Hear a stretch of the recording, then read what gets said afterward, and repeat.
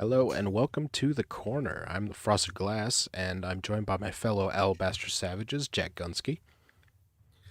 I would just like to say that everything that I said earlier about Frosted putting drugs, giving me drugs, that was all wrong. That was no, it was all wrong, and I want to just apologize for questioning his integrity as my captain. I mean, as the guy hosting the show. It's the last time I let you loosen the straps. And Moonshock. Tonight's episode of The Corner is now 20% more ginger. That's have right. Soul. Terry Diamantis. We need to get rid of this ginger no state. It's a real problem. Ginger no stain. It is an inevitability. And this week's special guest, Becca Fehrle. Hey guys. So, how have you guys been? Good. How are you? Pretty good. It's sure been a week. That's for sure. Oh, definitely. Let's read all the cancerous articles that have come about during this week. Yeah, but let's all remember how the week began, though, in celebrating a very important American hero, one that doesn't get enough recognition. Jared Taylor? That's right, Jack Dorsey. You had my hopes up there for a second. Jack Dorsey is actually the real hero social media companies need right now. And No. as I said on Twitter, we don't need another hero.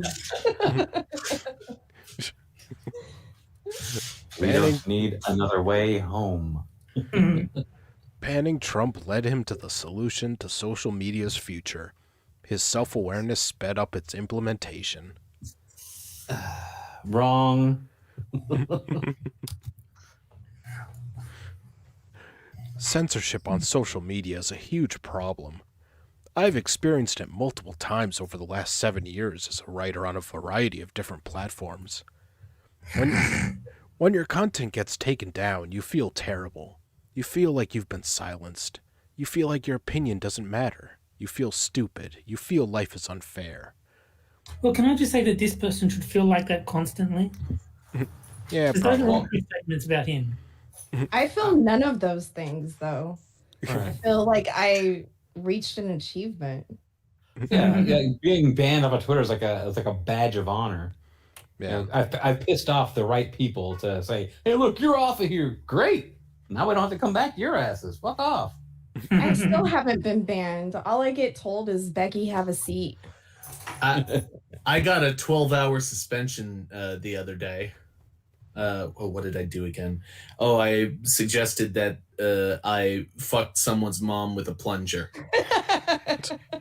I got a 12-hour suspension for alluding that Bette Midler was racist. I may have used the word Negro in the tweet, but, you know. Well, that's supposed to be okay now. And today's my 10-year anniversary on Twitter, and I've never gotten in trouble. I try hard too. Oh. You're just one of those good uns, aren't you? Eh. I've not been suspended in quite a while. It's been I have had like a couple of like 12-hour suspensions, but the one that I'm most annoyed by is I'll admit I did use the N-word in the tweet, but it was to make fun of the concept of polite racism. And so I was very polite while using the N-word, and they decided that was that was not good enough. It was impolite, was it? Well, that was my point. They're saying like something about polite racism, and I'm like, well, that can't exist. And so my example was, excuse me, Mr. Nigger, would you mind putting your head, that rope attached to that tree? There's a good boy. Well, Something like that. if somebody can get into Harvard by doing his entrance exam or the entrance application with nothing but the words Black Lives Matter, then there's no reason why somebody just can't nigga and all in one tweet. There you go. Just as many characters as you put in it. That's right. One right after the other. And see what happens. When I got banned from one social media platform, accidentally, during the US election, it hurt. I posted one sentence about the leader I hoped would win the US election. Minutes later, I was banned. Yeah, that's what you get. Yeah, that's right. You shouldn't have said something about Trump then. There was automation in place to prevent people from manipulating the election results, and I'd been caught in its fiery path. Thankfully, I got my account back quickly with a genuine apology. It taught me to be extremely careful of commenting on elections in the future. When Trump... That's the thing you want to hear from a company that was all about freedom of expression back in the beginning. Be careful about what you say about elections. Yeah. I mean, there are some lines you just don't cross. Like discussing politics. Because freedom of expression does not apply to politics. That's right. When Trump was banned from many social media platforms, I had two thoughts. One, take that, you evil dictator. And two, I feel your pain. It's strange to dislike someone so much and then simultaneously feel empathy for their situation.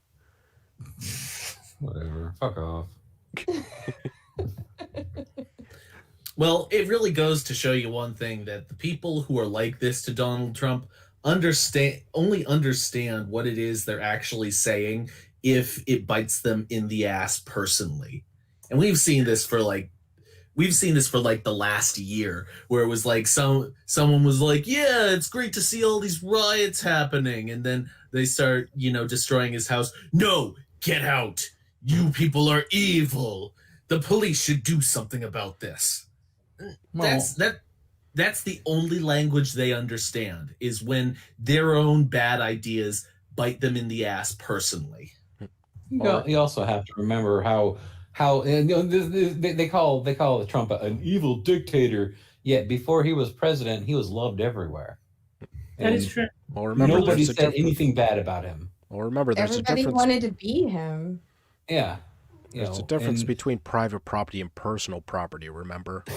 Of course. And now they're saying, oh, Trump was in Home Alone 2. Let's remove that part from the movie because he's such an evil person now with all these riots.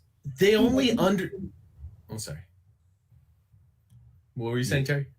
I said he is evil. I've been told many times that he is. And why would they lie to me? I know. And what's more, these people, they only understand one thing. They only understand one method for doing everything, and that is get the government to stop them. If you don't like what someone does, they don't understand any other way other than get the government to do it. And in this case, Twitter is the government that they run to. See, I want them to a version of Home Alone 2 where they put Trump's head on every character. See, I want a version of Home Alone 2 where, because they removed Trump, Kevin never finds the lobby. And that just ends the movie right there. Yeah. He ends up getting so frustrated, he just, blows his brains out. There you go. See? It's a dark ending. No. The darkest ending is that Kevin McAllister grows up to look like the modern version of Kevin McAllister. That's the darkest ending. No, wait, I got it. I want to see the alternate version where instead of Trump showing him which way the lobby is, it's Jeffrey Epstein. Oh. That is the darkest ending. No. Or he meets Biden and Biden shifts him. No, he meets Joe Biden, and Joe Biden leads him in the wrong direction. And the rest of the movie is him just wandering around the streets, not knowing where he is. Hey, pardon me, which way is the lobby? I was going to ask you the same thing. I think it's over by the lobby, but I could be wrong. Take them into the maintenance closet. And the next thing you know, you see Joe Biden going. Oh. The screen just goes dark, and you just hear the. People have taken to social media with pitchforks. They metaphorically want Jack's blood. On the one hand, he silenced the President of the United States. On the other hand, Illegal, by the way. On the other hand, he prevented more violence and false election claims from being spread. I had Wrong. Yeah, wrong. You are fake news. Very fake news. I hadn't made up my mind on Jack. Then Jack took to Twitter. What did he do that got my attention? Jack showed radical self-awareness in a tweet thread. He brilliantly articulated the problem from both sides. Bullshit. He did it for one side, and the other one's the big middle finger. And here's the text from the tweet. That said, having to ban an account has real and significant ramifications. While there are clear and obvious exceptions, I feel a ban is a failure of ours ultimately to promote healthy conversation, and a time for us to reflect on our operations and the environment around us. Having to take these actions fragment the public conversation. They divide us. They limit the potential for clarification, redemption, and learning, and sets a precedent I feel is dangerous. The power an individual or corporation has over a part of the global public conversation. That was Jack's It's not their job. It's not their job to control any speech and how that speech works. But he's self-aware. Yeah, it has ramifications because look at their stocks now. Oh yeah, Twitter's dropped big time. Twitter has no idea what the ramifications of its actions are. They have no idea. They just have political bias and animus towards their opposition. That's all they have. I think Twitter, because of the child porn issue that is on Twitter, they should do what Pornhub did and just eradicate all non-verified users. That's not going to get rid of the child porn problem because I think it's them posting it. But at least you'll know who to avoid. That's true. As a matter of fact, I think that's how you become a verified user. I suspect you might be right. Heck, in modern times, if you get enough child porn, you probably win an Oscar or some shit. Know what I'm talking about? Yeah, we've seen it. The ultimate and hilarious headlines would be Twitter bans Jack Dorsey from posting due to controversy. Yeah. He dared to agree with his critics. Jack said, all this can't erode a free and open global internet. He understood his company's actions were harmful, even though it's not in his own financial interests or in the interests of protecting his ego to do so. I had tingles down my spine. Ooh, the hair on the back of my neck stood taller than the Empire State Building. So basically your hair was as long as a Terry penis. Got it. Jesus Christ. Can this person... is this a woman or a man? I forget. I think it's a man, isn't it? Yes. I think the answer is yes to both. Yeah. Tim Denning. Can this guy jerk off any harder? Jesus Christ. What is it about all of these fucking writers and just being the biggest wankfest types that you've ever seen in your life? Just everything out of their mouth is pure hyperbole. They don't know anything about actual decent writing. They just know how to say the most crazy thing that comes into their mind at any time without any actual rational thought behind it. In fairness, there's a reason that Medium is the only place they can get published. Fair enough. I think if any tweet sends a tingle down your spine, you need some self-reflection. I think so, yes. Well, they all live in this bubble, and I swear they're all taught to do creative writing because it's not about facts and stats anymore. It's whoever can say it in the most creative, jacked up way and make the public swallow it whole with a smile on their face. I don't know. Swallow it all right. Going by some of these articles, I'm not sure they had any classes in normal writing. I mean, come on, just if you want to write stupid shit so much, at least write. Well, I mean, they write fiction already, but at least write actual, like, just straight up fictional crap about whatever you're. You can use all the pretentious or over exaggerated words you want and that sort of shit. It's just that nobody will read it. No, you have to do some sort of shitty op-ed piece and share it on Medium. No. What I want to see is somebody hack Medium, and that every article that you see, like, it gives you like a delay of like maybe a minute, and then you see Jonathan Wright just say it's fiction. A writer made it up. Yeah, as a trigger warning. Oh my gosh. What was so great? Jack understands intimately the inevitable downfall of social media. He's already preparing for the future. By censoring the president? Media, I'm in favor of that. Yeah, downfall of social media would be wonderful because it has done nothing but destroy our society. Well, okay, yeah, there's that side of it, but we also have the people that are actually releasing videos and stuff so that we can see what's actually happening instead of just relying on media. I think if it weren't censored and all that stuff, then it would be a good thing.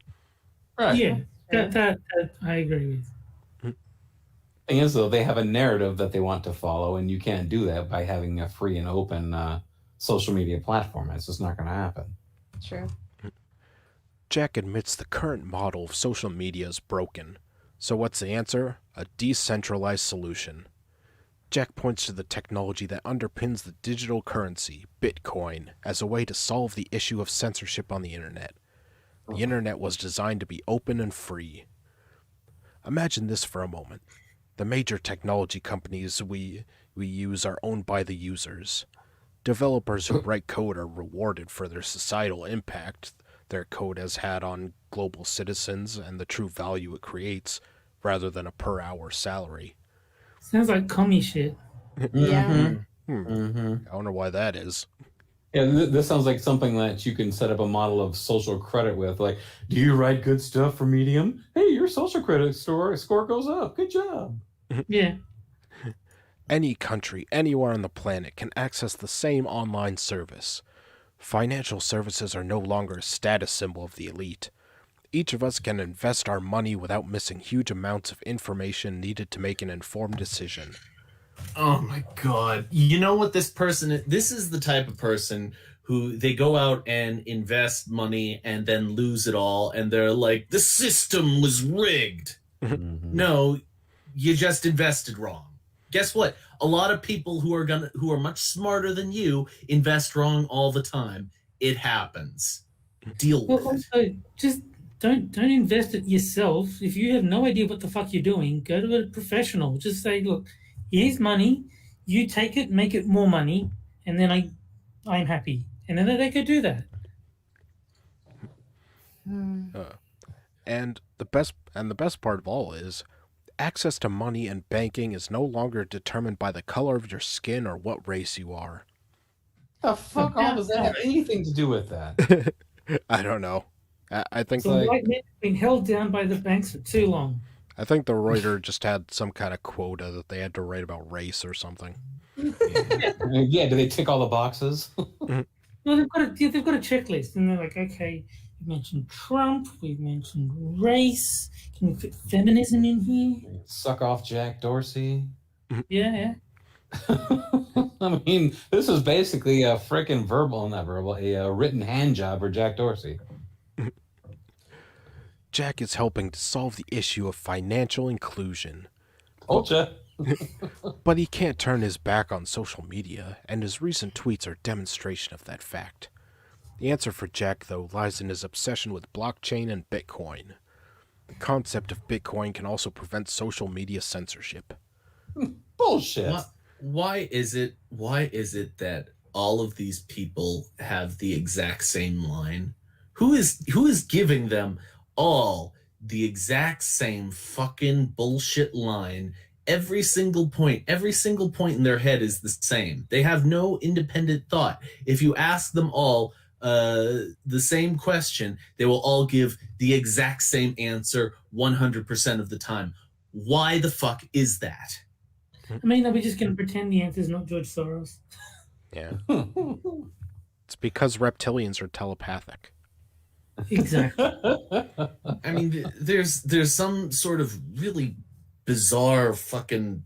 It's like this cancer of the mind that seems to have spread throughout our society, and it's all the same cancer. Jesus Christ, folks! This article just screams the drinking game. Every time you see the word Jack, you just take a shot. I would be dead. Or every time you take a shot, Jack. It sounds a lot more fun. Well, the first couple maybe, but after a while. Anyway, Jack. Hey, shining my love is my greatest hobby. I'll find a way. Shine. Everyone should shine their love. Yes, On absolutely. a daily basis. Jack isn't waiting for another Trump moment. Jack announced this. Twitter is funding a small independent team of up to 5 open source architects, engineers, and designers to develop an open and decentralized standard for social media. The goal is for Twitter to ultimately be a client of this standard. I have no idea what any of that means. That made absolutely no sense. Yeah. That's like we're building something, but we're not going to tell you what it is, nor do we know what the hell it's for. That's just corporate speak. Yeah. Jack is taking the concept of a decentralized technology like Bitcoin and applying it to Twitter. He is taking a social media tool that can be weaponized and able to spread misinformation about election results and changing it forever. Jack is demonstrating true leadership, leading by example and going first. See, I want to say Jack Dorsey is a social media tool. I would just like to say, if anyone knows this writer personally, if you could go to their house and make sure that they haven't drowned in their own ejaculate, I'm sure he would be very grateful. Or do they have like a shrine for Jack Dorsey that just has maybe like a piece of his hair or fucking fingernail clippings of the guy? This is getting disturbingly obsessive on this guy. I'm just hoping he chokes on it. Not drowns in it, just chokes on it. The only death. Oh, Jack! Oh, Jack! The only death that would be more shameful than David Carradine's. Oh, why did you have to bring David Carradine into this, you bastard? What Jack is effectively doing is handing one of the most powerful social media platforms back to the users of the internet to moderate. How it will look is yet to be determined, but if a democratic approach can work for Bitcoin, which has no billionaire founder, no venture capital involvement, and no company office, then perhaps it can work for social media. That will not work, guaranteed. And there is no such thing as a centralized or decentralized social media platform.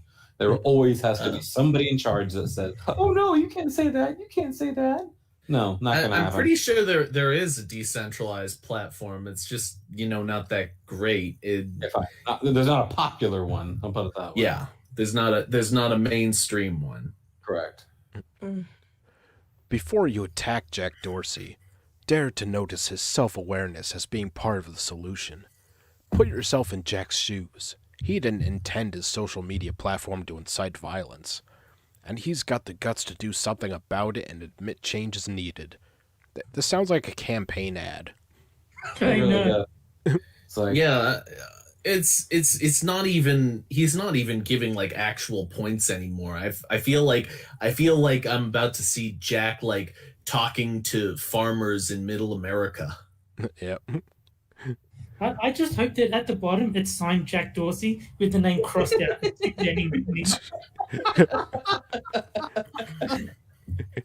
Well, you can also see the campaign, like they do that big dramatic music. It's like, dun, in the background, they go, Jack Dorsey, notice his self-awareness as part of the solution. Put yourself in his shoes. He's got the guts to do something about it and admit change is needed. Written by Dak Jorsey. All right. There's only a paragraph or so left. That's fine. Decentralized social media is going to be life-changing for all of us. The internet is going back to its roots. It's a moment in history to be proud of how far we've come, not to be outraged. Web 3.0 will be decentralized, therefore becoming democratic once again, and allow users to take back ownership of their data. No. So mob rule. Essentially. Isn't that what it is right now? Well, you have a couple of elites at the top that are like, no, you can't say that. You can't say that. And then they're like, oh, come on, we can make it up for everybody. It'll be democratic. No, well, you still have people at the top that are going to control it. No matter what you do, you're always going to have people that are moderating. You're never going to have anything that is not.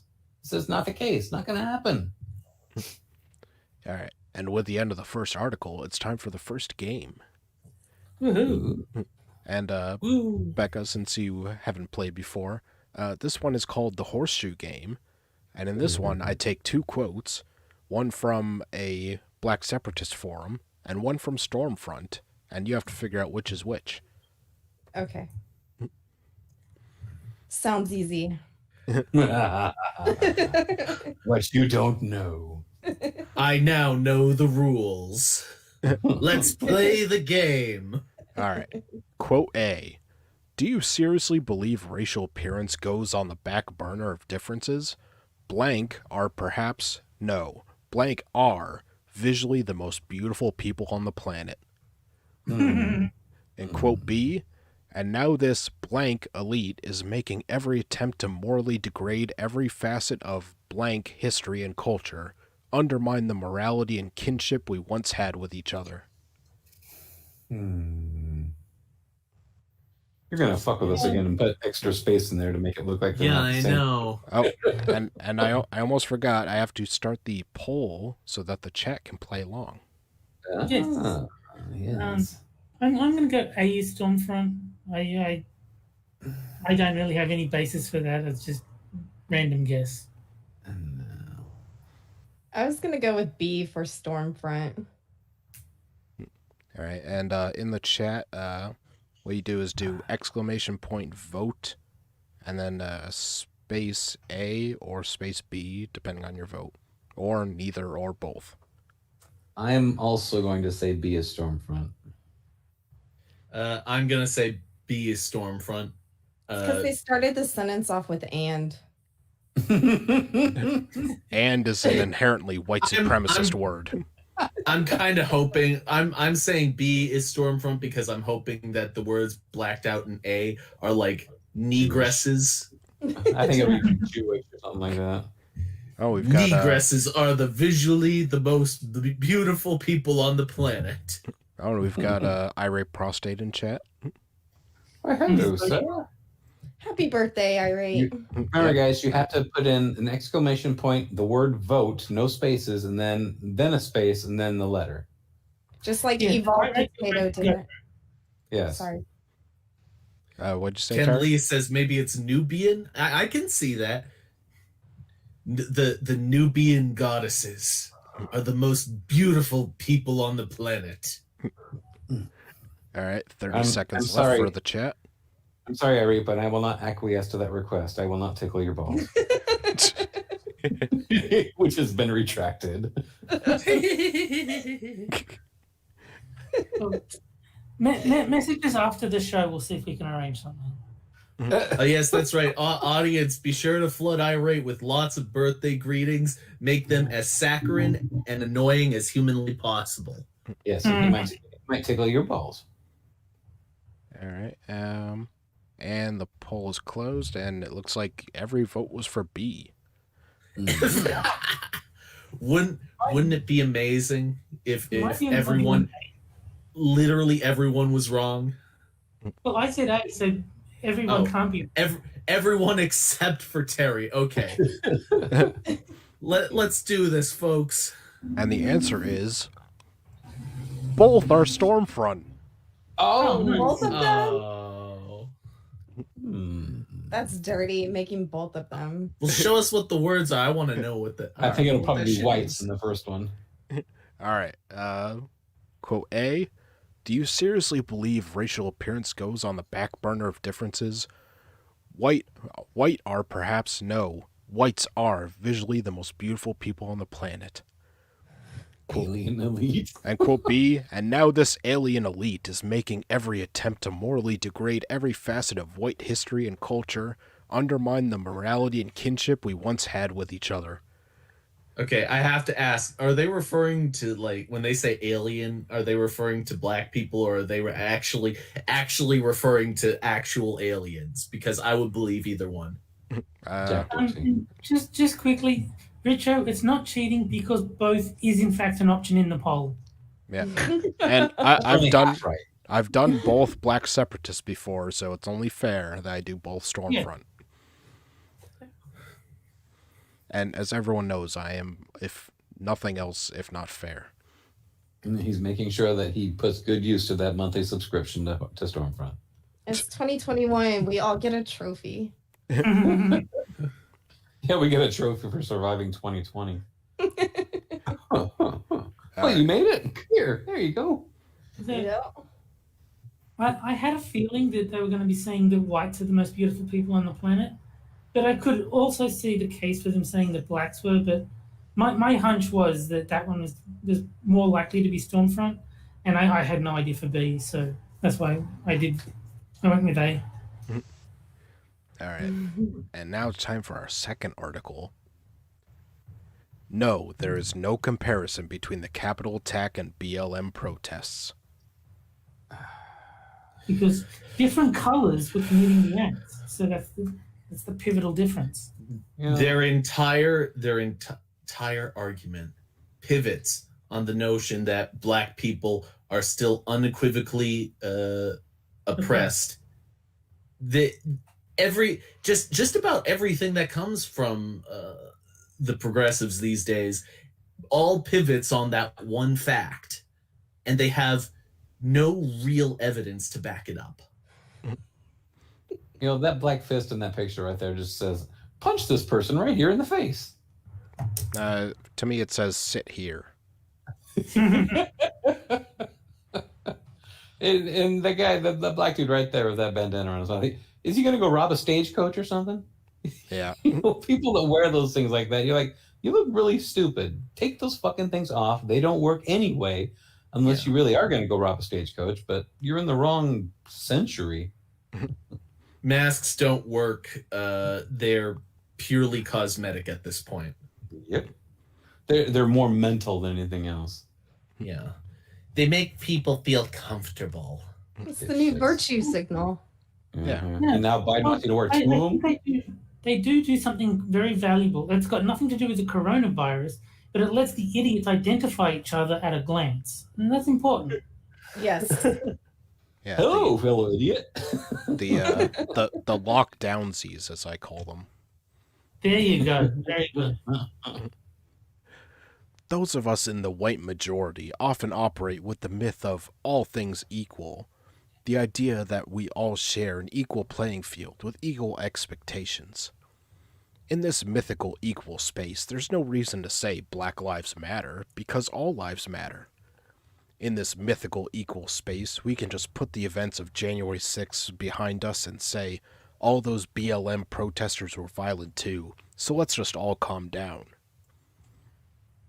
It sounds impartial and fair-minded to many, apparently. Because it is. Many people still genuinely do not understand why all lives matter is not an acceptable response to Black Lives Matter. Why not? That's true. Because it just isn't.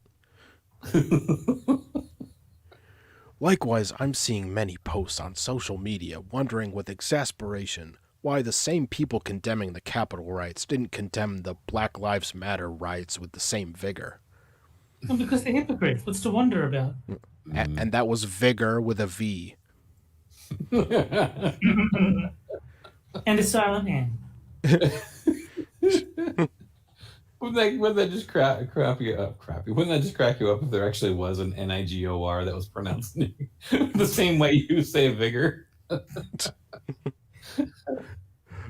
Well, here's... Vigor with the hard R. Yes. Well, here's why. There is no comparison, not even apples and oranges. Treating them as two sides of the same coin is a part of this myth of equality that further marginalizes those who don't have the same power or influence. It amounts to the amplifying of black wrongdoing and the softening of white wrongdoing. So since it has to be explained, here you go. Number 1. Most BLM protests were not in fact violent or destructive. The violence and destruction at the Capitol was planned and premeditated. By Antifa. God. This reminds me of my fucking leftist brother the other day talking about, like, I went to the BLM protest and there was no violence until after I left. Yeah, or that CNN guy. It's got that freaking building on fire behind him. It's mostly peaceful. There's a fucking building on fire behind you. But for what Jack just said, so your brother basically admits that there was violence. Like, Yeah. There was violence just after I left. Well, it's because it's all about it's all about deflection. It's all about moving the goalposts. It's all about pretending what is self-evident isn't self-evident. Now, if you don't see the violence, then that means it didn't happen. Of course. Oh, is that why the CNN guy had all the people behind him? Because it's mostly peaceful. I don't see any fires. I don't see anybody around here trying to hurt everybody else. Okay, no problem. That's right. The Armed Conflict Location and Event Data Project, ACLED, did an in-depth analysis of more than 7,750 BLM protests all over the nation during the summer of 2020, and found that 93% of them were totally peaceful. Yeah, but the thing is, though, you could call two people on a street corner shouting Black Lives Matter a protest. But So, yeah. not only that, you could have two people, one of which punches the other. It's like, well, only 50% of them were committing crimes. Yeah, and you could just as easily have a BLM protest that turns violent. Say, oh well, those weren't BLM protesters. Mm-hmm. Those were just advantageous people taking advantage. How dare they take advantage of this thing that we're protesting? No, Now, it's all the they're Proud part of your Boys. movement. The Proud Boys did it all. Yeah. Why do I get the feeling that ACLED is sponsored by Hillary Clinton? You know the Proud Boys are evil because they've got boys in the name. And all masculinity is toxic. I've been very well informed on this. That's right. In contrast, journalist Shira Frankel reported that Stop the Steal's social media groups have featured members sharing what kinds of weapons they were going to bring with them to Washington, D.C. She-Ra? Does she have a brother named He-Man? What's your name? She-Ra! Do you fight for the honor of Grayskull? Masters of the universe. Oh, God. Who the fuck would name their kid that? You goddamn idiots. Her Watched way too many cartoons as a kid in the 80s. Her colleague, Cobra Commander. The Baroness or Destro. And that's about all I know about those things, because I was a 90s kid. The rhetoric has been so violent that they've been kicked off social media and investigated by the FBI. They would say words are violent. Yeah. But Words also, hurt. that's treating it as if there's no bias on those platforms. It's like, well, when the right-wingers did it, they got kicked off Twitter. Yeah, because Twitter hates right-wingers. It's like, that doesn't prove that they were more violent. No, we just Words are not violent, though. We just got finished reading about how fair Jack Dorsey is, Terry. Now let's not forget that you could smack somebody over the head with a bat. That's fine, but the second that you call them something bad, sorry. Media outlets know how to get your attention. Peaceful protests are boring. There were literally thousands of them for Black lives and equal protection under the law. Instead, Sorry. Oh, by all means, say what you want. Peaceful protest. Okay. Why? Because they're claiming that 6% of all the 200 plus protests that happened through the summer, only 6% of them were violent. And I'd like to see how they got that number too. Yeah. Well, to be fair, I These think they people, said 7. they're apologists because these people are just apologists because you'll notice that for every single thing they use to try and deflect, they are not willing to actually condemn the violence. They're not No. willing to say these people were wrong for looting stores. They'll always go out, oh, well, no, they're mostly peaceful. Okay, yeah, well, were the other people wrong? Oh, well, they're just trying to survive, you know? Bullshit. Yeah, AOC claiming, well, they're just out there trying to get bread. And then everyone that they try to interview on the street, they were like, this is our reparations. You owe us this. So bread now comes in Nike boxes? Yeah. Yeah, we owe them No, bread. Language of the unheard. That's why they had no choice but to burn down cities. Yeah. Black people, as you know, act as a monolith and don't really have any autonomy. Unlike Sit- Latinos, Biden was very clear about that. Cities by and large themselves are fundamentally racist because they're cities. Well, city, Caucasian, both start with C. Instead, you remember the footage of a burning car, violent clashes with police, and people streaming in to loot a store, etc. Yes, those things did happen, and yes, they are destructive and wrong, but white people seem to say that as if black people don't agree. Further, a significant portion of the violence that did happen was initiated by 1. Opportunistic young people not involved with the protests, 2. Counter-protesters, or 3. The police. So basically, yes, it was wrong, but But it wasn't our fault. yeah, No. Those guys, those people running out of the stores with the shoes and the boxes, they just left money at the registers. The place was closed, so they said, "You're not closed, but I need shoes now, so I'll just leave money here for you, and I'll just break your window and just run out the same window." They need their Was weaves. it Monopoly money? I have a feeling it was Monopoly money. Those gold $500 bills, they were worth so much to us. It was Monopoly money they looted from a toy store. Well, that just beat all these fucking Monopoly boxes are wide open, all the fucking cash is gone. Like, I stole some money. He's like, you're a retard, you know? Yeah. One can always find the careless quote to try to paint the whole movement as bad. Black Lives Matter Chicago organizer Ariel Atkins went viral in early August for calling the looting of downtown stores a form of reparations. Boom. All right, seriously. First, you have somebody named fucking She-Ra, now you have somebody named Ariel. Do these people have like a cartoon character fetish or something? That bitch replaced my mermaid. Seriously. I mean, what's next? I'm waiting for like a fucking G.I. Joe or something like that to come in here. Make Ariel great again.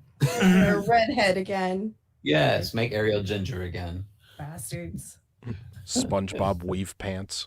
Let's see. SpongeBob was black, y'all.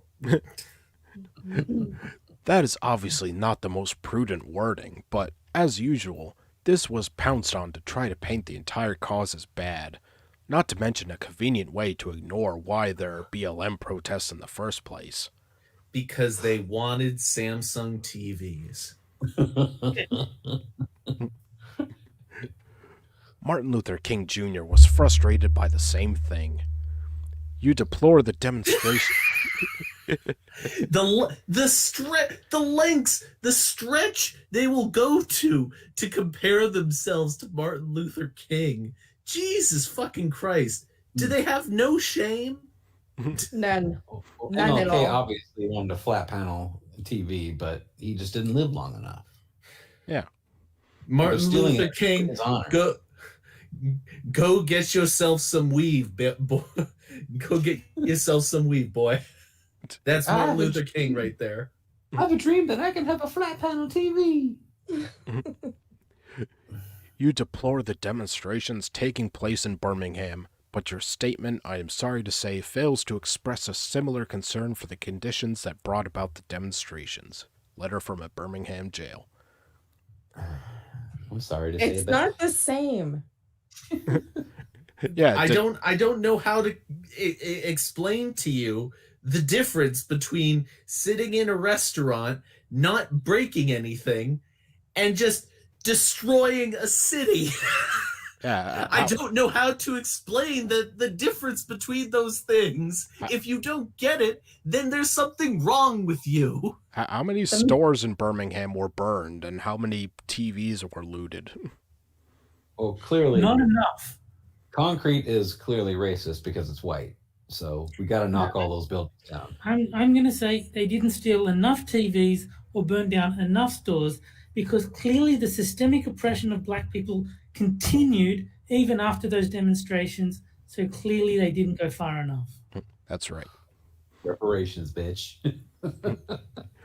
Don't lecture me about violence and destruction at the Capitol when BLM thugs burned their cities down all summer, one social media post said.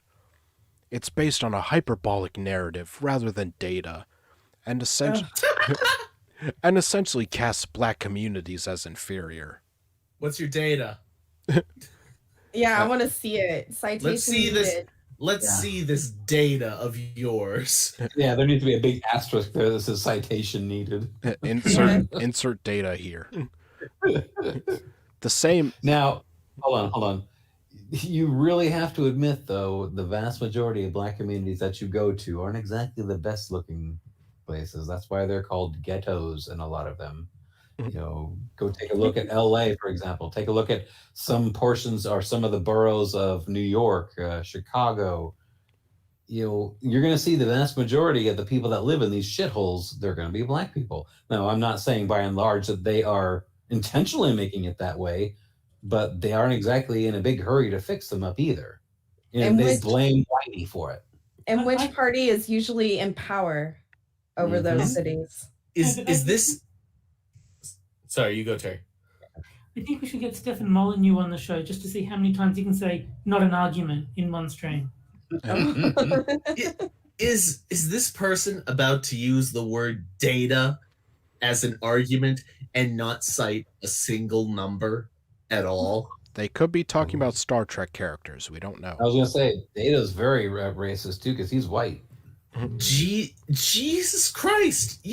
This person is an idiot. They're a real, genuine idiot. Well, of course they are. They're for medium.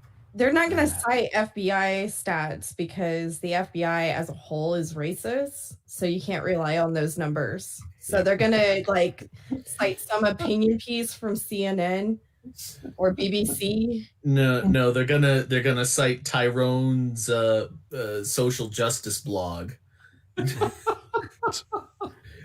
Did you know that 100,000 black people were killed by cops yesterday alone? It's going to be a hyperlink to some GoFundMe. It's gonna have like this little tiny dancing guy at the top, like it as a banner ad or something. Like a talking moose wants my credit card number. That's only fair. That kind of thing. Or are you going to say, Terry? 13% of peaceful protests are responsible for 50% of the cities burnt down. The same ACLED report noted that destructive scenes were nearly always confined to specific blocks, which makes it okay, apparently.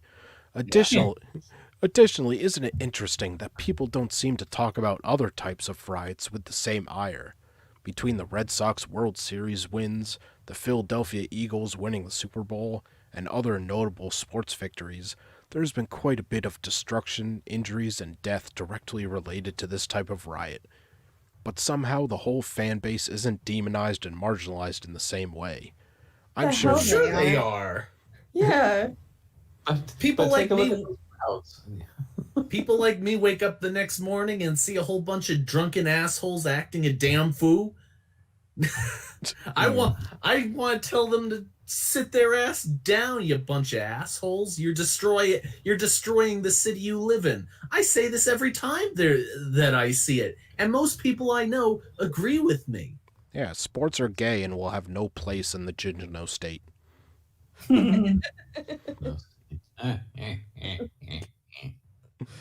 Jesus Christ. I'm sure it has nothing to do with the fact that there were a lot more white people in the crowd. No, you're actually right. It has nothing to do with that. Yeah, exactly. Yeah, but believe it or not, I don't know how to tell this to the author, but you live in a majority white country. If you look at events, a lot of them are going to have a majority of white people, because Jack, white people don't just disappear because you want diversity. Jack, I've got good news for you. As Frosted and I discovered, if you talk enough shit on enough articles, eventually the author will contact you. That's right.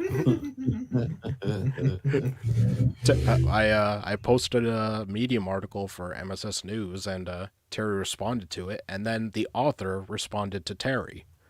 Yes. What did he say? Well, she. Oh, sorry. Of course, it was a female. The one time I don't assume it was a woman.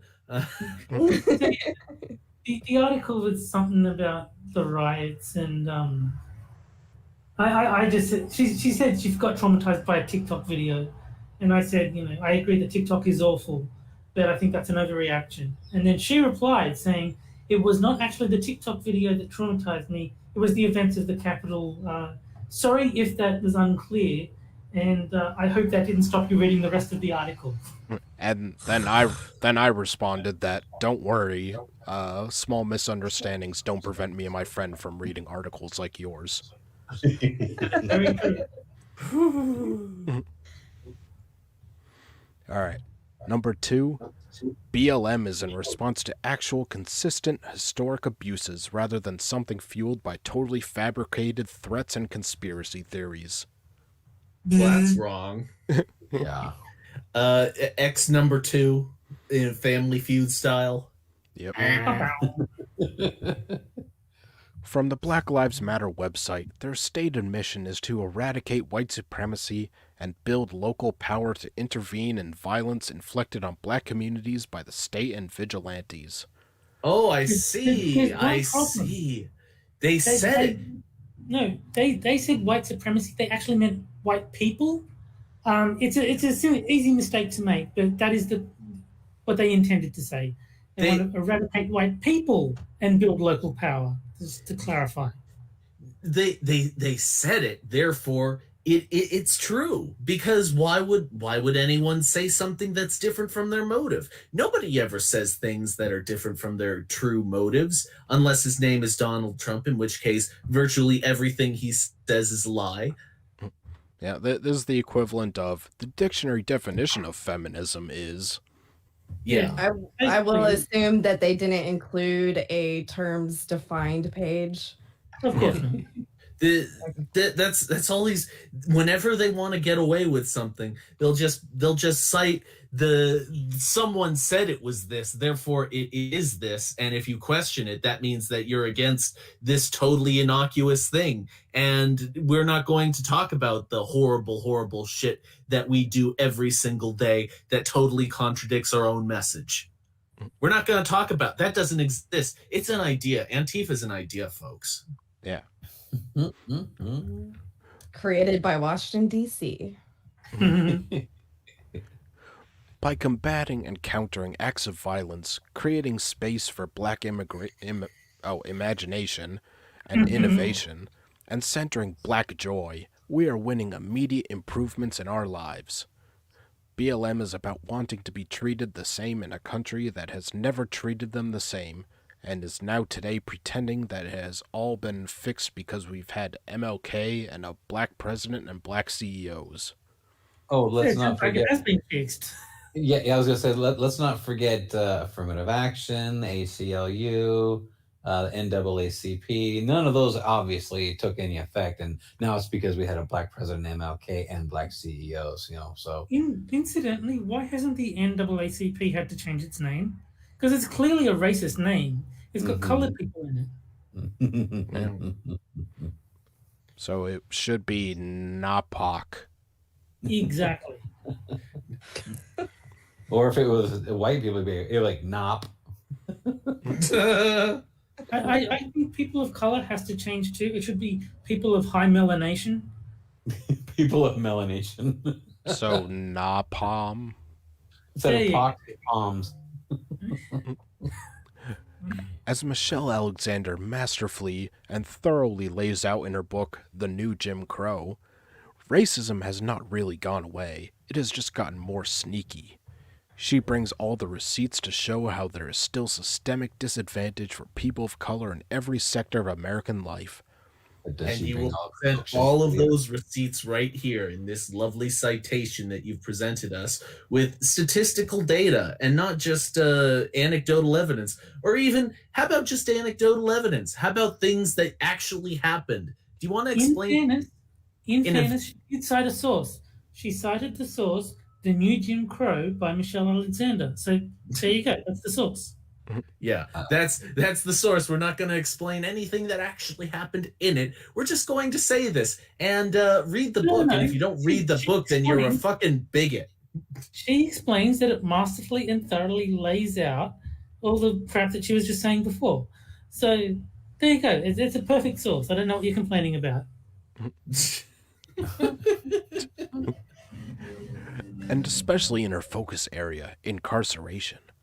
BLM is about bringing continued attention to this and police brutality against them, which is documented to be several times worse for them than other groups. Oh, Stop breaking the law and cops will stop beating you up. this reminds me of something. You know how whenever you talk about like other black people who die, and you're like, oh well, what about black on black crime? What about these children who die during black related crimes? Well, I thought that Black Lives Matter, and they say no, you're trying to co-opt our movement. I thought this wasn't a movement. I thought that was just the message. I thought that Black Lives Matter was just an idea. I thought that was the idea you're trying to convey. All of a sudden, it's not an idea anymore. It's a movement. Well, is it a movement or is it an idea? Because you're kind of contradicting yourself there. Look, it depends which is more politically convenient at the moment. Get with it, Jack. That's right. The Capitol riot and the Stop the Steal movement is about overturning the results of an election that has been confirmed as fair and secure by election officials, attorneys general, and judges of all parties and persuasions, including some appointed by Trump. Asterisk, who were all paid off so that they would stay quiet and say the right answers. It's a movement. I want names. Yeah. It's a movement based on totally false but oft-repeated conspiracy theories, like Hands Up, Don't Shoot. Journalists who are able to document some of what was going on in the early Stop the Steal groups talked about seeing photos of supposed election malfeasance that were very clearly photoshopped. One thing Trump... Prove it. Sorry, President. Prove it. I am sorry. This is bullshit. You can't just make claims like this. That's all they know how to do. Their evidence, their entire body of evidence is just making baseless claims and accusations everywhere. There's no substance to anything people like this say. They just say anything at all. Anything that pops into their head, anything that they heard on TV, anything that they heard from their friend, anything that supports their opinion at all is fair game. I don't know. My brain has been trained to deal with legal terms and service, and this just irritates me. And Frosty, you should have warned me I should have stretched before this mental gymnastics you were going to put me through. You knew what you were getting into. This is... Bitch, this is the corner. I should have stretched. It hurts. That's what she said. All right. I'm not saying a word. Sorry, Becca. You're fine, Jack. You're fine. One thing Trump confirmed for the world, for those who didn't know, You can make people believe a lie just by giving it a national stage and repeating it over and over. And you can Hey, just like Black Lives Matter interrupting people's events. Sorry. That's totally different. And you can get help propagating it if you effectively tap into people's prejudices and grievances. Hey, just like Black Lives Matter. All right. Okay, this is the last one. Number 3, BLM seeks the full realization of democracy. The Capitol riots tried to overthrow democracy. No, they didn't. Oh, let me guess. Because the mob represents the will of the people. So when a million people march for this, the mob is being democratic. Oh, and this next sentence is to prove that they're using unbiased resources. In an article for The Atlantic, Ibram X. Kendi Oh, notes the current chorus of "This is not who we are" as the latest form of denial. Although the recent attack had certain unique characteristics and targeted a federal building, Kendi points out that this is not as unprecedented as we have made it sound. What about the Colfax Massacre, the Battle of Liberty Place, the Wilmington, North Carolina Massacre, the Tulsa Race Massacre? Things that haven't happened for a century at least. yeah. This kind of thing seems to happen at times when people of color have increased their power and self-determination, and the white establishment has run out of other ways to stop it. It is no coincidence that recent violence happened after an election in which black voters had an historic effect on state and national races. You mean the one where Trump increased his black voter numbers? Yeah. It was just a bunch of Uncle Toms. Don't worry about it. Yep. And that's a hate fact, by the way. Yeah. In addition, suppression of the black vote has gotten worse in the past few years instead of improving. Emboldened by the gutting of the Voting Rights Act, southern states moved swiftly to close down polling places and make voting harder. Where were these changes disproportionately felt? You guessed it, in communities with a high percentage of black and brown voters. A Black Lives Matter protest is full of people who think all of that is kind of unfair and not very democratic.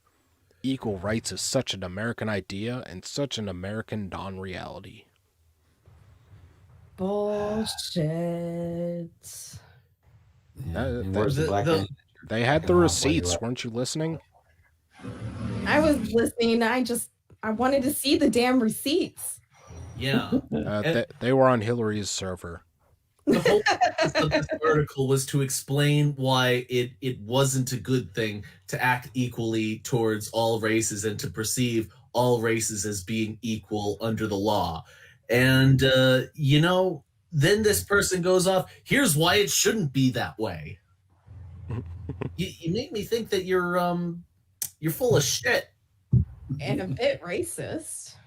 It's very racist. Black supremacy is good. It's just the white supremacy that's bad. Oh, that's Black supremacy isn't racist. It's just the non-racist thing that's good now because we said it was. It's not just not racist, it's anti-racist. Yes. And sorry for offending the Southerners, Dark Resurrect. Although I have to repeat that T is kind of gay, so. It's just like I always say. In a white ethno state, the blacks have to be separated from the whites, but in the white ethno state, the whites have to be separated from the blacks. That's right, but only one of them is a good thing. Make sure that you always capitalize the B in black. All right, and with the end of the second article comes the second game, which I call Poe or No. And in this one, Becca, I'm going to read 3 headlines from Medium. Two of them are actual Medium headlines, and one of them I made up, and you have to figure out which one is made up. Okay. All right, and this one will also be open to the chat as a poll. Just got to find it. Okay. All right. Headline A. We deserve more on-screen black queer love in 2021. Headline B. Can white men be proud of their identity? And headline C. The insidious tokenism of being the black friend. Ooh. I'm gonna say A. I almost said one. I'm gonna say A is Poe. I say B. Hold on, I'm having trouble starting the poll. I'm gonna Okay. go with A. Sorry I I'm missed gonna that. go C. Okay, Terry's going with C. Jack, what did you say? I said A. A. Moon. B for me. Becca?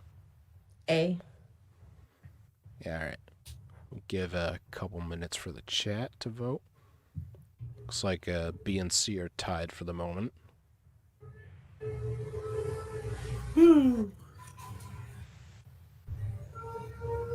Nope, B is taking the lead. Cracker Rob, vote like Dark Resurrected. You have to set it up in that form to make it count. Yes. Exclamation point, vote, space, B. Or A. A or C. In your case, A. Yep. Either way. It's back to being tied. About 1 minute left.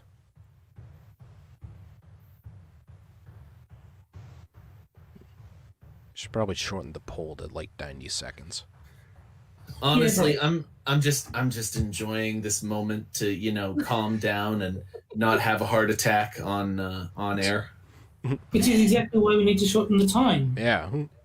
Yeah, we need Jack to die. How else will we get that big ratings boost?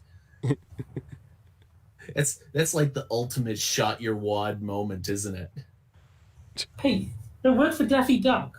There was a Warner Brothers cartoon where him and Bugs Bunny were competing, and Daffy Duck finally got the audience to choose him over Bugs. He just had to blow himself up in the process. Yeah, he had to die. Well, that's what I'm saying. It's proven to work, and I'm citing that episode of Warner Brothers Looney Tunes as my evidence. All right, and It's more evidence than the last author gave. all right, and the poll is closed, and it looks like the audience is tied with B and C. All right, and the answer is C is fake. Yeah.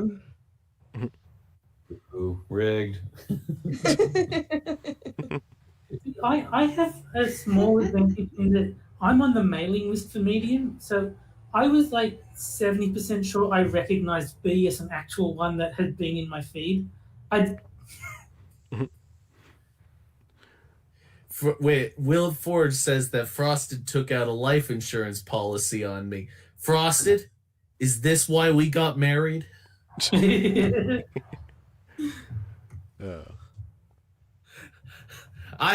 think I deserve some answers.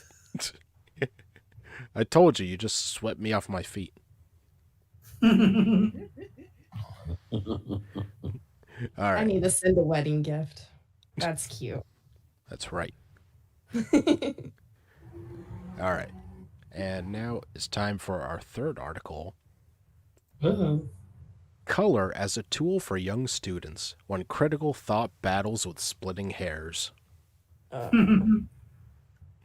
How could the use of a seemingly benign color wheel to ascribe value to the performance of children have any connotation inside of the white supremacist ideology when clearly the idea lives outside of it? That's a lot of words to say nothing. Yep. Yes. By Dr. Cynthia Elise Smith. And there's your reason for all the words. Mm-hmm. All right. This one's kind of long, so I won't do the whole thing. My soon-to-be 7-year-old grandson came home excited about his performance in school.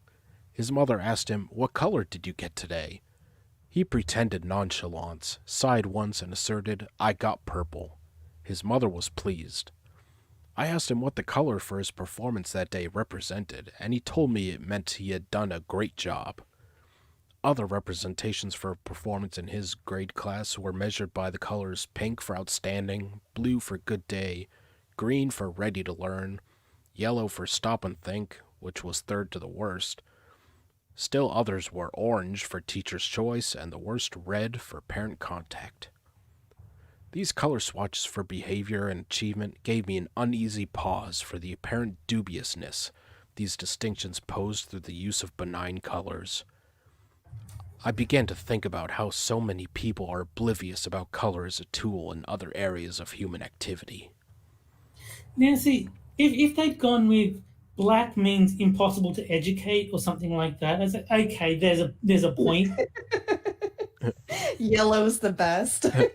Yeah, if yellow was like super intelligent and black was don't even bother, he can't learn shit. And Well, then, okay, that's racist. if on parent-teacher days, if the father never shows up, then you get black. There you go. Perfect. I wondered about the visual example in an oak tree, the quiet shade its green leaves provide, and then specifically the color of one I use as a tool demonstrating the roots, trunk, branches, and leaves to represent of white supremacy and racism. Naturally, I equate the ideology and system used to sustain it, like a tree that grows inside and outside of the ground, silently and without seeming consequence, and the way white supremacy grows and expands within consciousness without the conscious mind even being aware, quietly. Yeah, this lady's a doctor, all right. Yeah, naturally she equates it I to just figured it out. bullshit. If red is the worst, that means they hate Indians. I just got it. Oh. Yep. Oh. Nevertheless, I thought, this is where the construct of colorism begins in earnest, and it is because white supremacy is baked into the pedagogy of generations of the meritocracy of superior versus inferior in education. Jesus Christ. So it is both natural as well as unnatural that education would be where the benign use of color to denote achievement and recognition for merit would begin, even before the visible distinctions of race as color or race as character have taken hold fully as concepts in the minds of children. We use color for so many things to indicate so many things. Stoplights, medals in the Olympics. And all of those are racist. My grandson... Sorry. My grandson said he received purple the day before he received pink. Some days he receives green, and one day he actually got second to last, so he is no fan of orange. But has never yet received red. He is afraid of red. That's good and bad. Not a fan of orange means he's a Trump hater, which plays well. But afraid of red, there's that racism. He doesn't like the Indians. Yep, circle the wagons. Bring lots of blankets. That Indians hate blankets. If I've learned nothing else from my friendship with Johnny and Camel, they hate blankets. Yeah. But don't they want to be warm? Yeah, I mean, they must have nap time.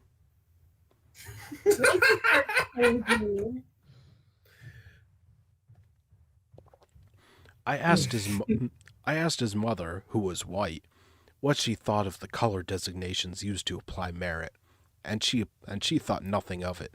So I then asked her to consider something I knew she had never considered before. This writer is white. Yep, which is why she has to find even more racism to make up for it. Baizua. The white guilt. Is that what this is? Yep. Okay. Baizua. Using color as a tool for achievement, merit, superior and or inferior performance has the power to become a reinforcement for the color of skin later on. As the child is so... After that, how do they make those dots? Well, it means that you'll really love purple people when you become an adult. I guess, yeah. There's a purple people eater. I don't want to be purple. Another valid point. I would just like to point out when even Terry is saying, "What the fuck?" His brain didn't even bother trying to make a joke with the notion. It just went, "What the fuck?" I just don't see how the two can possibly be connected. It's like using color, like red and green and purple, to denote, you know, levels of achievement. Well, that's obviously linked to skin color. It's like, no, it's not. Let's see. As the child associates the colors black and white with superior and inferior, with value and merit, just as religion associates the colors black and white with good and bad. Just gonna skip ahead a little. Why do I get the feeling this is leading into like grades should be replaced with happy faces, except the no, wait, you can't have faces because faces might have a color to them. What would be the ultimate way of not having any association at all with grades? Well, everyone gets the same grade because everyone is equal, don't you see? There is no. That's true. Everyone gets the same grade of acceptable. Yeah, grades are racist. Seattle colleges and Oregon colleges have already gone that way. They no longer grade you because grades are racist. And here we see a picture of a child being forced to listen to the author speak. It is said that by the time children reach pre-K, they already have a grasp of race as color, but many only understand the colors black and white as being either good or bad. I already know that my grandson understands white supremacy, at least in the way that a 6-year-old can, because he told me he did. My grandson is no ordinary child. No. Your child does not understand white supremacy. Your child doesn't understand anything because you told him about white supremacy. You never stopped talking to him about white supremacy, and so he thinks he knows something, but he really doesn't. Yeah, he's just repeating the author's words back to him. Yeah. I understand white supremacy, Nana, he said. Your child is an idiot. And it's your fault. And if he understands it, it's because they taught it. Racism is taught. Yeah. Yes. Well, no. Racism is something that happens because of white people. A black person can't teach someone about racism. Society teaches kids about racism by being racist. No. The way it works is racism is bad, but black people can't be racist. So just be black. That's all you've got to do. Just be black, and you'll be fine. Yeah, it's pretty simple. Yeah, be black, and you can do anything you want with impunity. Yeah. I guess. Blackface. Got it. Yeah, I mean, it's worth a try. No. You can't paint black. You just have to be black for real. Because Or just identify as black. I'm sure that works too. Okay, I think I understand now. and then you're a smarter person than me. I guess he should. He hears me when I do presentations and write essays, and he is in my room listening when I am reading my essays aloud. Confirmed. There you go. The question, why associate merit with color, I believe is mostly rhetorical, since it should obvious colors used. This lady is a doctor. No, it's not rhetorical. It's just stupid. It's just you know how they say there are no dumb questions? Congratulations. You are the exception that proves the rule. Yep. You're an idiot. Anyone who gave you a doctor should have their credentials taken away on the sole basis that you are just that dumb. And frankly, your college should be disbanded. Whatever college you went to, I assume it was Yale, should be they should get all the people out first because we don't want murder here, and then it should be burned to the ground.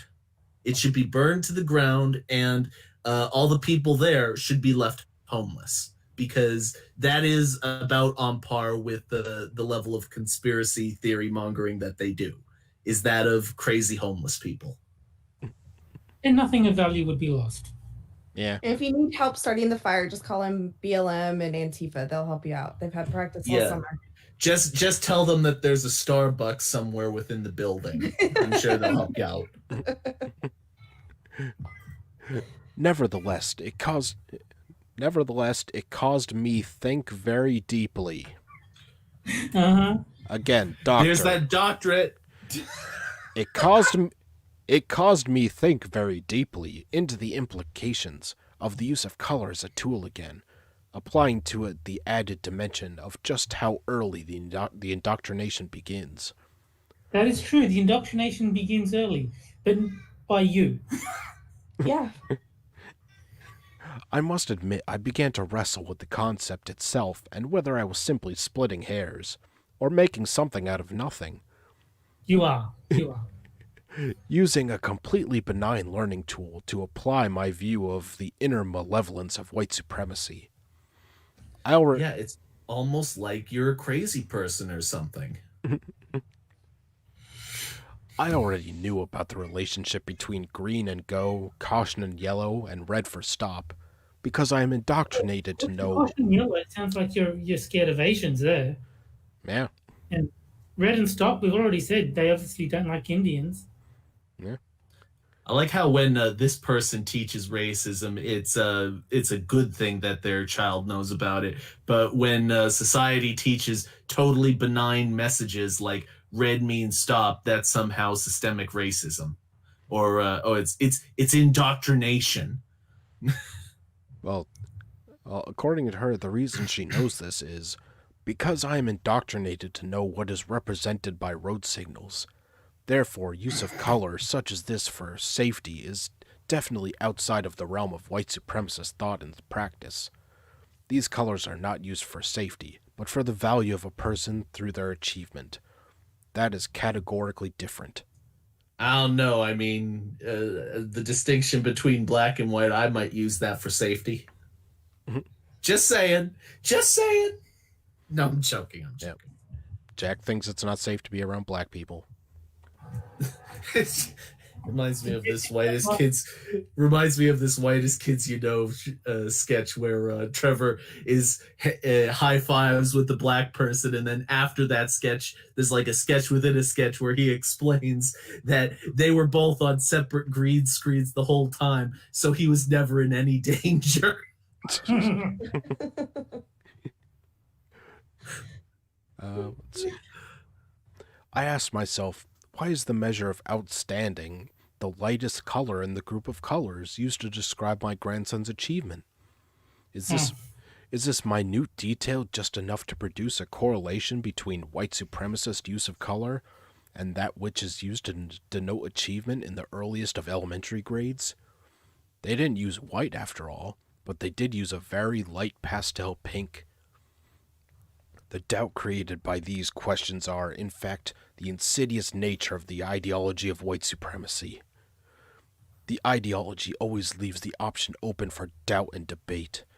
It is an ideology steeped in paradoxes of plausible deniability, subtle dichotomy. Everything's a dog whistle. Yep. No, why don't you go suck a dick? Toxic masculinity. Doesn't want to swallow it. Wait, is this a man or a woman? I forget. It's a woman. Oh, okay, sorry. Yeah, why don't you go suck a dick? And ask Kamala how to do it if you're not sure. And then her face will be covered with white supremacy. The ideology always leaves the option open for doubt and debate. It is an ideology steeped in paradoxes of plausible deniability. Subtle dichotomies live inside the push-pull of the ideology over whether it even exists, and if it does, whether or not it would go so far as to inject itself with primary and secondary colors for the pedagogy of young minds as well. I think you need to be injected with some color yourself, lady. Why don't you find a black male prostitute and have him fuck you up the ass?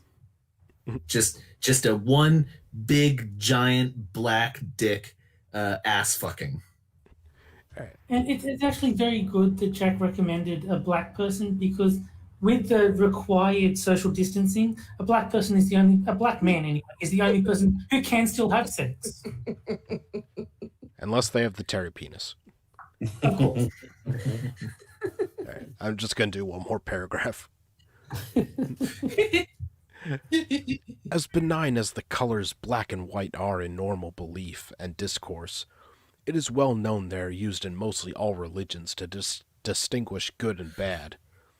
In my essay entitled White Supremacy and the Assignment of Color, I discussed how those benign colors were signed and attached to dark-skinned human bodies used as slaves by white supremacists, and light-skinned poor bodies in the lower class who shared pigment with the wealthy gentry early in the history of the United States. I'm just curious. When a little child goes to bed at night and then cries and then goes to their mother because they're afraid of the dark, does the mother immediately come back and say, "That's because you hate black people"? That's If they're a right. good mother, yes. I've been doing it wrong all these years. Yeah, yeah. Well, it's about time you learned. I appreciate you. Mm-hmm. As evidence throughout the history of the nation, colors were used as tools in order to distinguish superiority and inferiority. All right. So, in summary, I think she's looking a little too far into this. A little bit. But then again, that's proof of white supremacy. Yes. Her child's too old. She hasn't had sex in long enough. She needs a black dick. I agree. Yeah, $5 says that when the mother and the kid are alone, the mother's like, yeah, don't listen to grandma, she's crazy. That's what I would do. Yeah, just humor her. All right, and now it's time for the caption contest, which is for the chat alone. Jack. That's right. Chat alone. And I don't see Sun in the chat, so I don't think you'll That's be able right. to use her to cheat. That's right. No, there's gonna be no cheating on this stream. You understand? Mhm. You understand? You better. Or else. And this is where I show a photo of a political figure or event, and the chat has to come up with a good caption for it. And whichever one we think is the funniest, I will tweet out and credit you in the tweet. And here's this week's photo. Biden signing a bunch of executive orders. Starting day one off right. Although they kind of look like menus at a fancy restaurant. Yeah. They do kind of look like menus. So what's on the menu this week? The Biden special. Immigrants. Immigrant chowder. Kids in cages. All right, chat, so try and come up with some good captions. And now no one can be arrested for sniffing a child ever again. Signed PJ. I don't think Biden would want that. I think he'd want Joe Biden cannot be arrested for sniffing a child ever again. He doesn't want the protection extended to the common man. That's nowhere near elitist enough for him. Why do they want me to sign all these menus? I think we should go with "You're a ridiculous lunatic" and just "Haveline" is a good caption. I hope they don't see the section that allows me to be the only person allowed to sniff women and kids. There you go, much better. Why do they have writing Kamala's name? I think maybe it's supposed to be, why do they have me writing Kamala's name? Mhm. Yes. Okay. Uh, Got it. maybe if I finish these autographs for the fan club, they will let me do some presidenting. Hey, And Drew. hashtag ban Jack.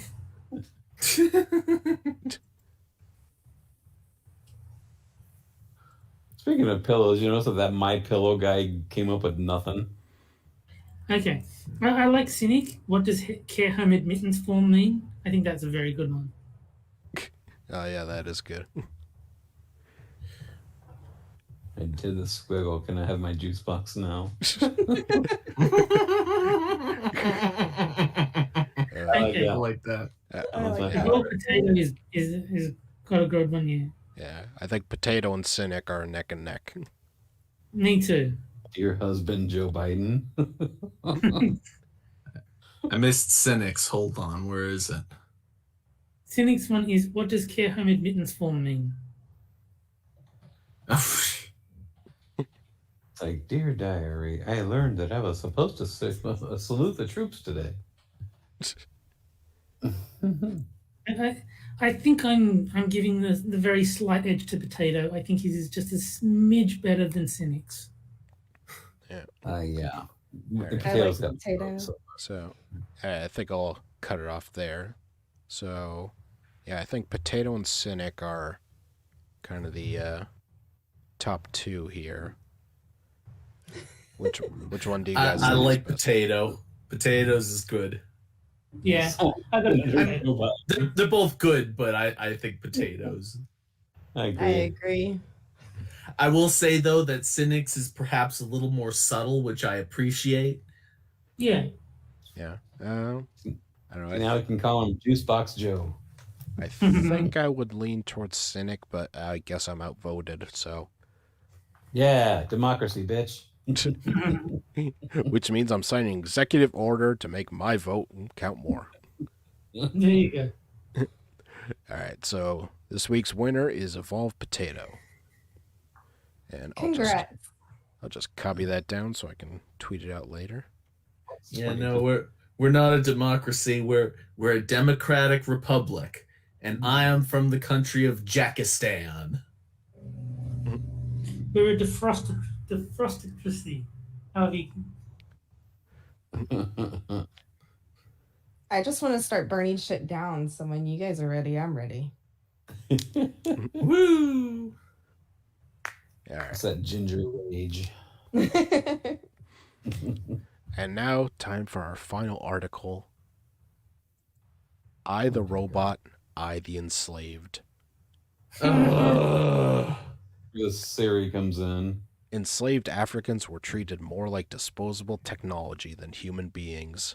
It's a robot. It's a robot. It doesn't think. It doesn't have feelings. It's a robot. It's code. It doesn't exist as a conscious entity. How are you not capable of grasping this? Children are able to grasp this concept. But for some reason, grown adults come up with this idea that somehow robots are literal people. Hey Siri, What is Jesus Christ? Are you totally mentally deficient?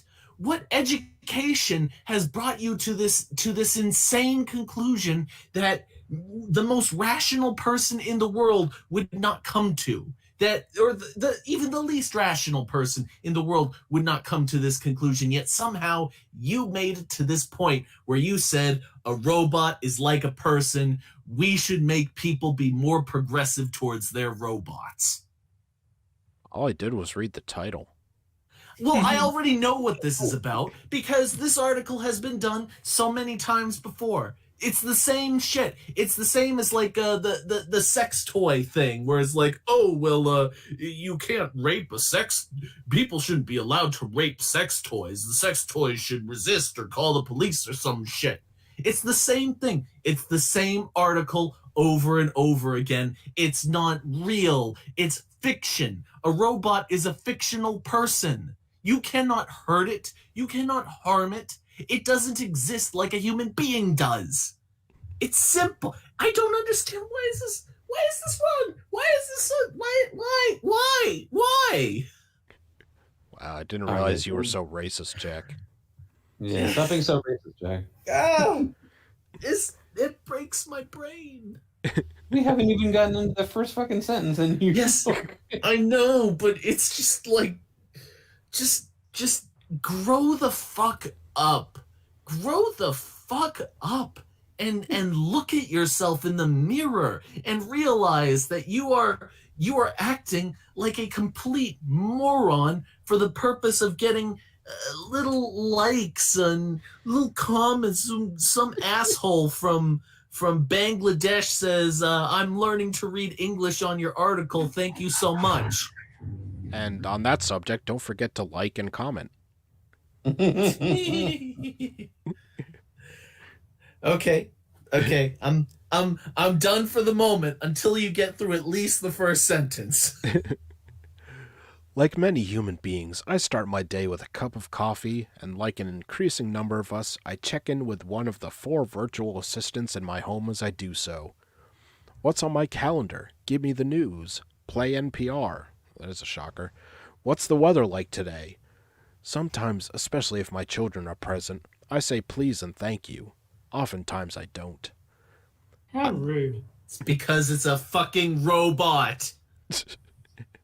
I don't have cable, and during the coronavirus pandemic, I have found myself increasingly dependent on Alexa, Siri, Google, and Bixby for basic information and access to the kind of thoughtful conversation that broadens my understanding of the world at large, mostly through public radio.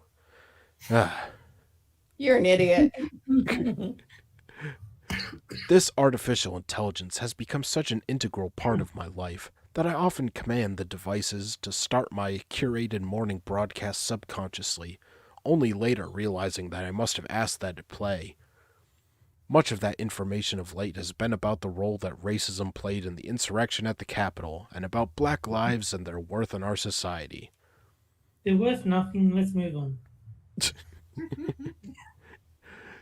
The other morning, as I listened to my Google Home rattle off the day's news, which included a segment about the challenges facing black police officers, the thought struck me that within the transatlantic enslavement system, enslaved Africans were used not as animals, but as a form of necessarily dehumanized machine technology that allowed for the comfort and stability of enslavers, much like artificially intelligent home devices. Yeah, well, people aren't machines. Machines are machines. Do you see the difference? Do you see the difference between the robot and the person? Jack, that is their point. They're saying black people were treated like machines. His voice is getting higher. At some point, it can no longer register on the human hearing spectrum.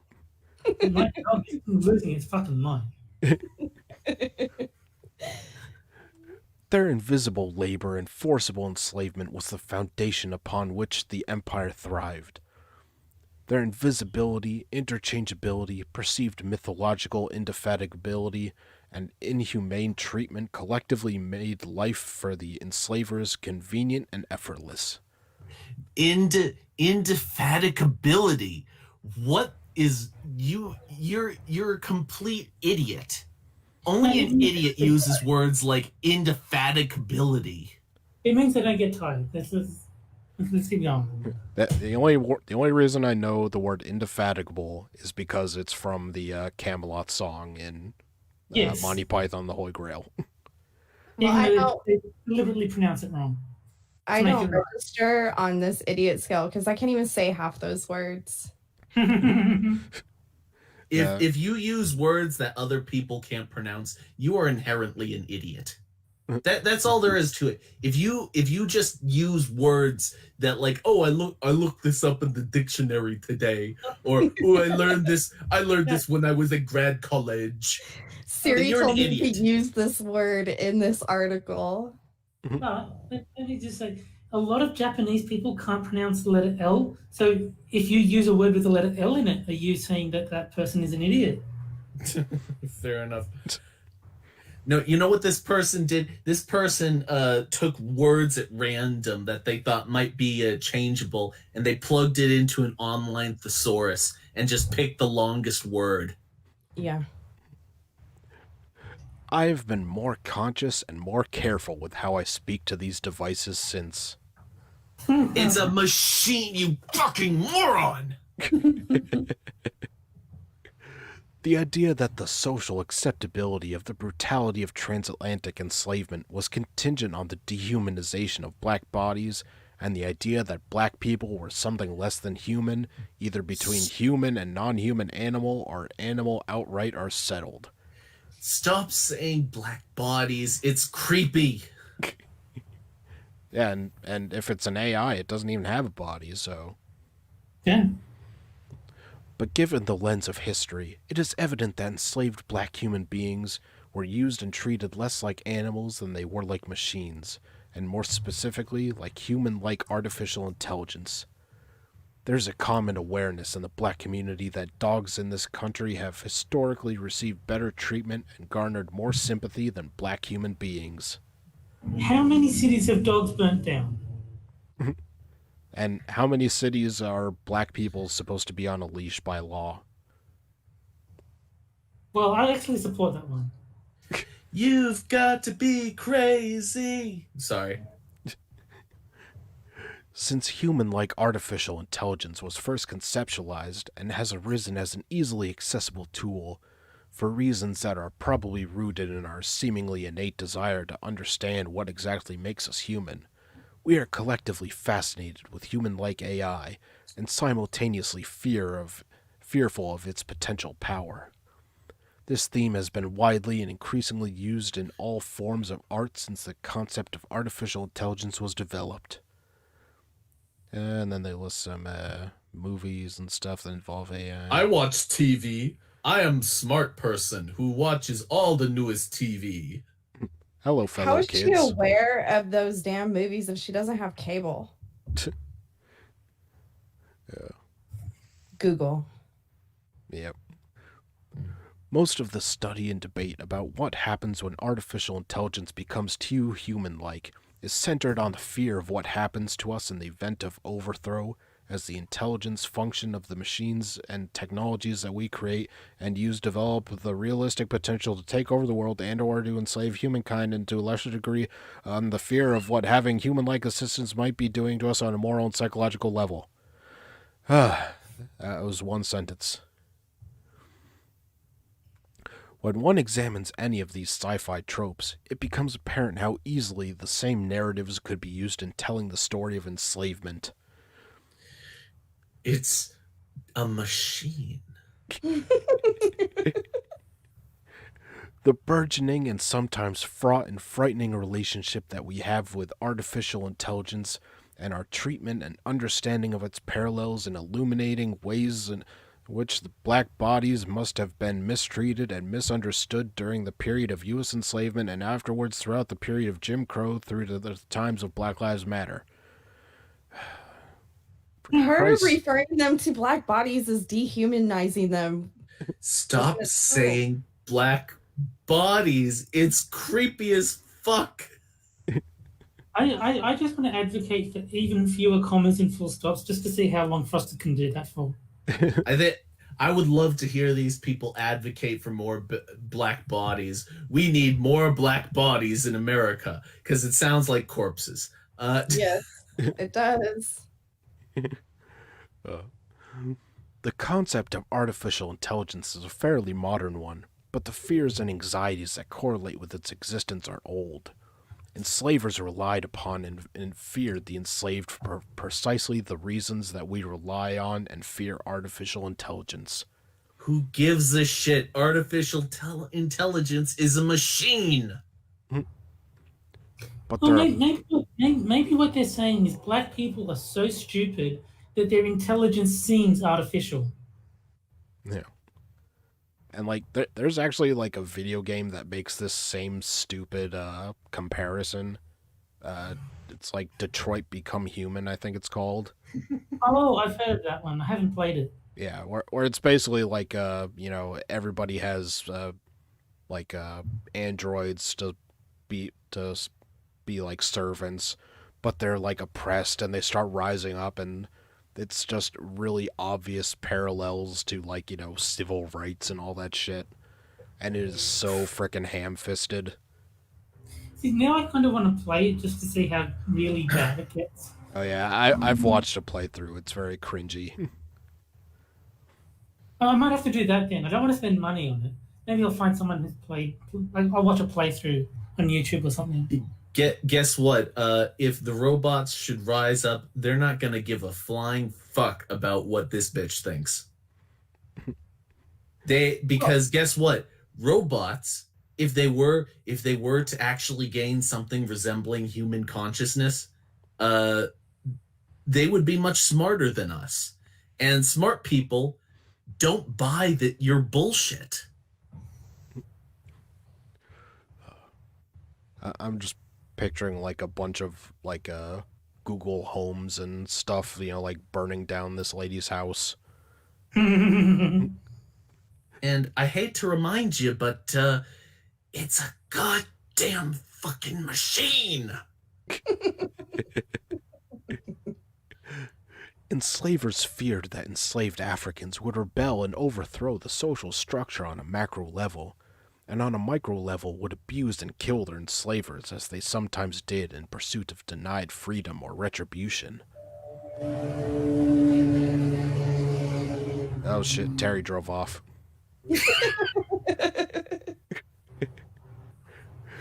The more abolition, morality, and social justice minded feared what the moral stain of slavery was doing to the soul of our nation. Abolitionists were not social justice types. Social justice is a new Marxist invention. Marxism wasn't even around back then. If they don't call it And social... that's why there were so many slaves for so long. They needed Marxism and social justice to liberate the blacks. Well, if they don't call it social justice, how are they supposed to take credit for ending slavery? Exactly. Black bodies could be little more than intelligent machines or tools, or the system itself would hypothetically have been more proactively rejected as immoral from its inception, but instead it thrived and has left shadowy traces throughout our society. When things like technology display human-like behavior, we still don't see them with the same degree of compassion as we do other human beings and animals. Just giving Jack a moment to seethe. Alright.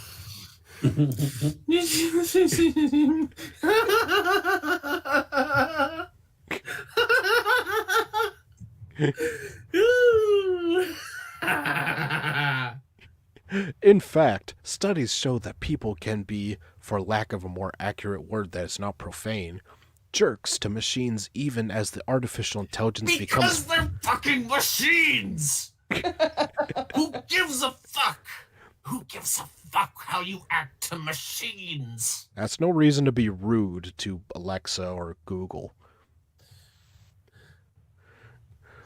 Because we all understand and accept that they are fundamentally incapable of true, unprogrammed, sua sponte, human emotion and feeling, though this may be changing.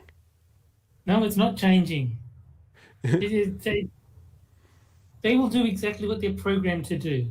So don't program them to feel emotions, and they won't. They're machines.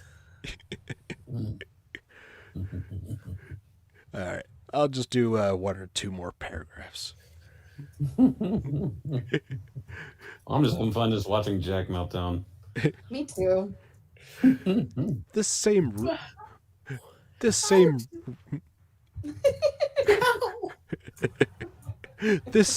of this indifference to machines probably accurately underlies much of the history of how enslavers viewed the enslaved in the United States and around the world.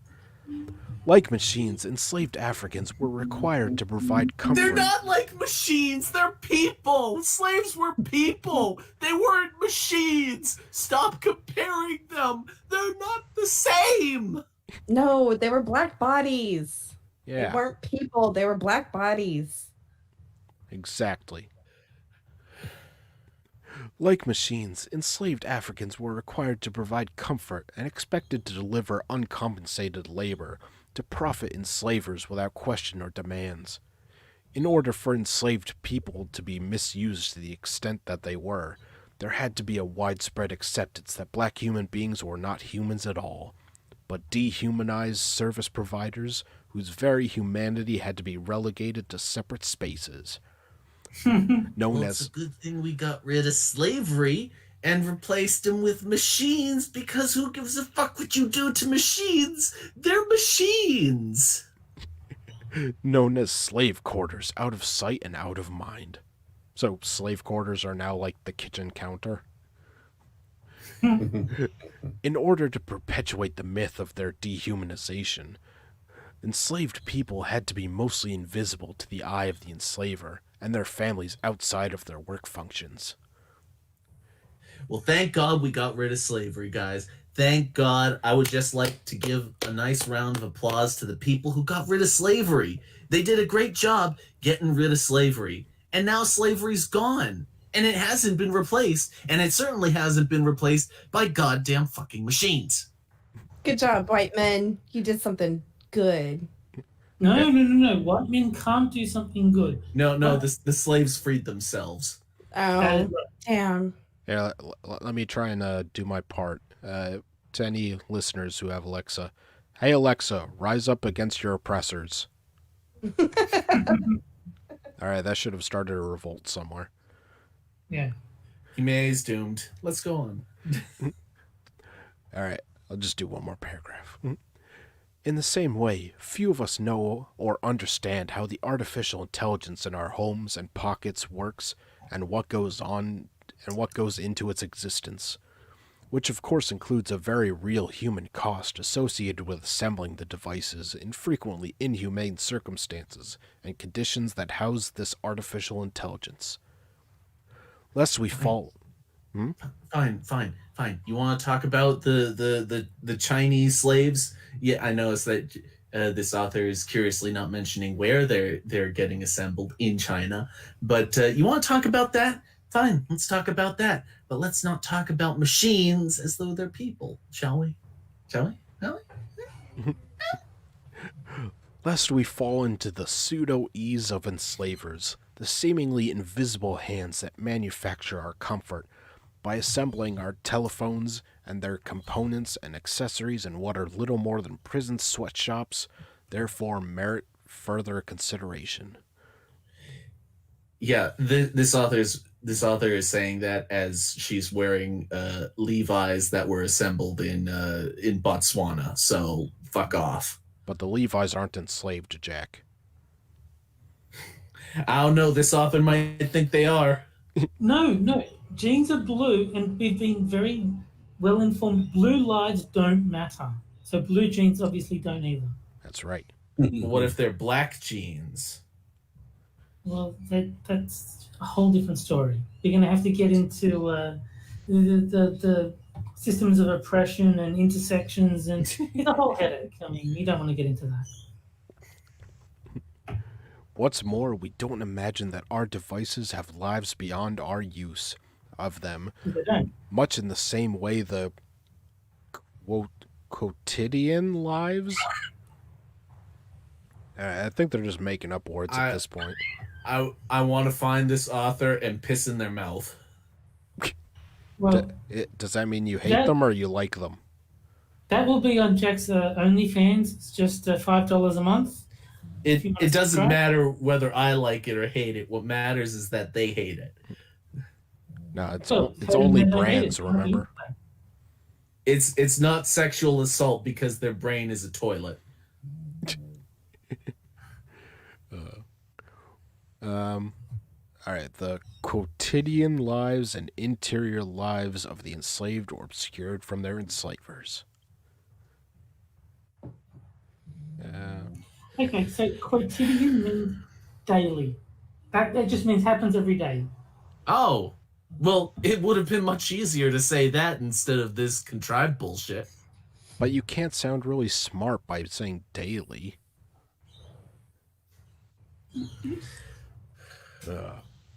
Well, I hope we all learned something today.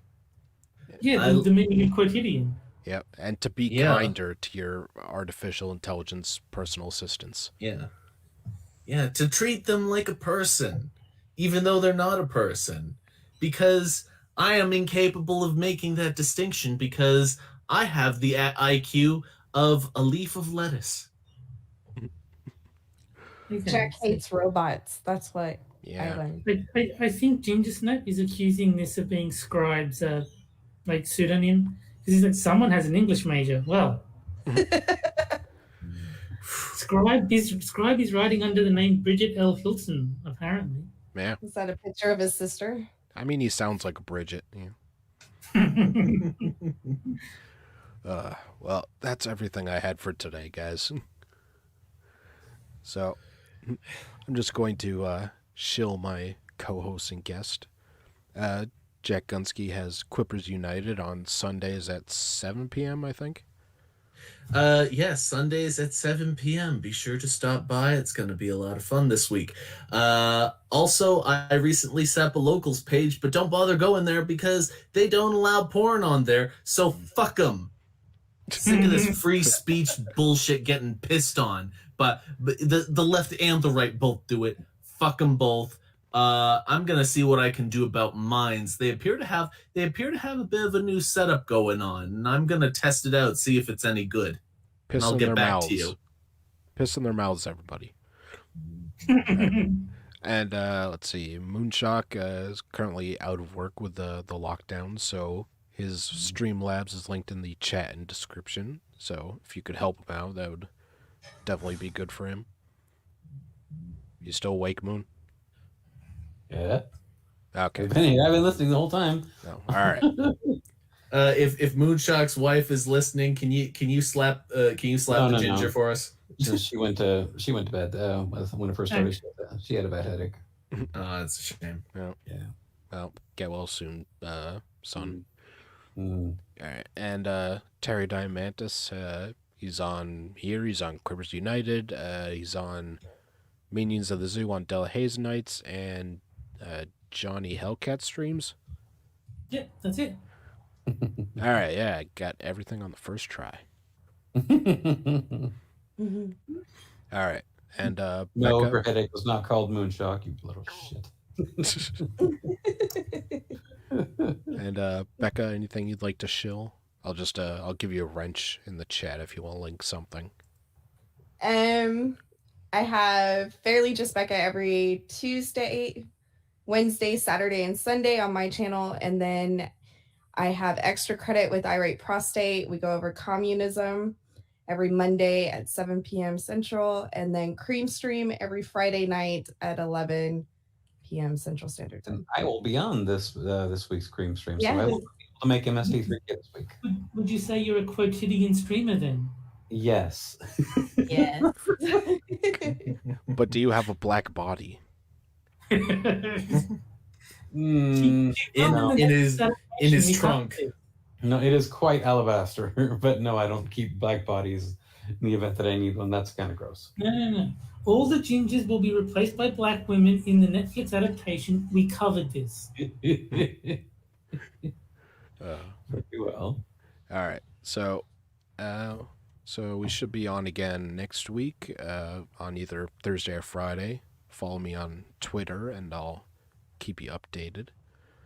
And so just have a little bye from my co-host and guest, Jack. I'm a piss in Alexa's mouth. Hey, Alexa, taste my piss.